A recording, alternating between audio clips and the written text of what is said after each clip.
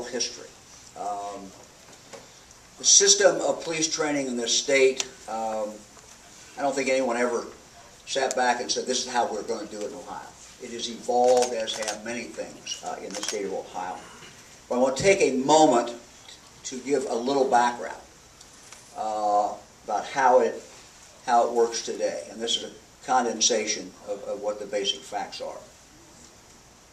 The oversight of police officers' training in the state of Ohio is set by statute, and it's also set by rules that are made and decisions that are made by the Ohio Peace Officers Training Commission.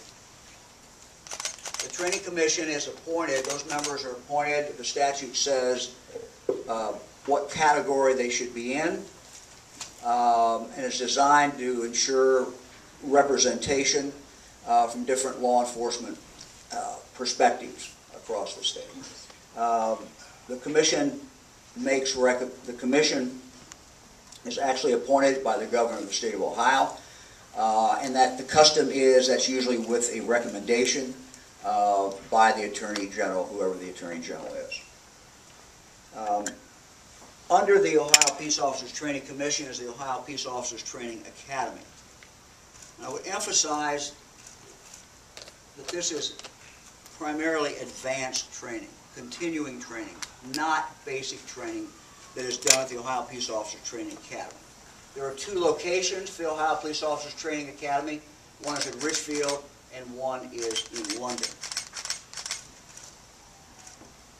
You got to move it? Yes, sir. Okay. All right. I don't know if you can see it that way. Make sure I can see it. No, you just twist a little bit. Slight. That's good. That's good. This is the advanced training. The Ohio Peace Officers Training Commission regulates independent academies who do the basic training. This is the training for if someone wants to become a police officer in the state of Ohio. There are two different types of academies. One are what we call closed academies. And these are ones where, let's take for an example, the Columbus Police Department. In a closed academy, and every police department has a different model, but in the typical closed academy, the academy, someone who wants to be a police officer would apply to that department. That department would do whatever pre-work that they deem appropriate to do, and then they would select people to be in their academy class. Traditionally, these classes are run as often as the police department needs additional officers. They are traditionally run at no cost to the cadets, no cost to the students. They are basically picked before they go into the academy. They are put in that police department's own academy, and when they get out, if they can pass the state test, then at some point they will be hired. They are hired by that police department. These are generally the major cities, as you can see, in the state of Ohio, as well as the Highway Patrol and ODNR. The other academies, and currently there are 62 of these academies in the state of Ohio. These are what we would call open academies. Someone wants to become a police officer. They get on the internet and they look up their academy that's closest to them.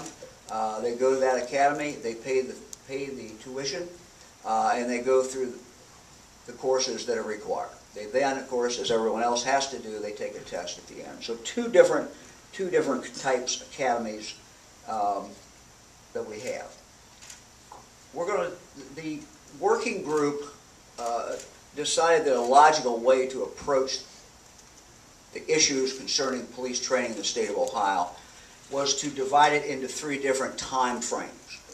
The first is before someone goes to the academy. The second is what happens during the academy, that point in time. And the third is what happens after someone is out of the academy, after they've been hired, after they start their work as a police officer. So three different categories. I'm going to go through these because I think the easiest way to understand it is to look at the three different points in time. And you want to put the second one up, Amber?